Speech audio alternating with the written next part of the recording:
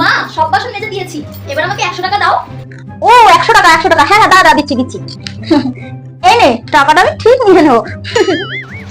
100 টাকা? এই 100 টাকা দিয়ে অনেক কিছু করবো। থ্যাংক ইউ মা। 3 days later.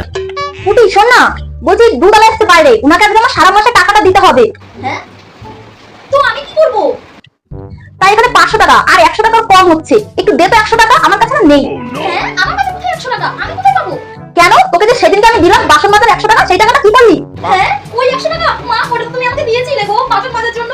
তাড়াতাড়ি দে টাকাটা, মানুষটা বাইরে রোদের মধ্যে দাঁড়িয়ে আছে তো। সেদিন আমি অত চালাকি করে নিলাম, আর আজকে সেই টাকাটা মা আরো চালাকি করে নিয়েই নিল। বলেছিলাম না আমি তোর মা, তুই আমার পেটে হয়েছিস, আমি না। যত করবি চালাকি তত বুঝবি ঝালাকি। আমি দিয়ে আসি, তাড়াতাড়ি দাঁড়িয়ে আছে উনি, টাকাটা দিয়ে আসি। এই যে যদি বাসন মাজি দিল, আমার চালাকি আমার উপরে ভারী।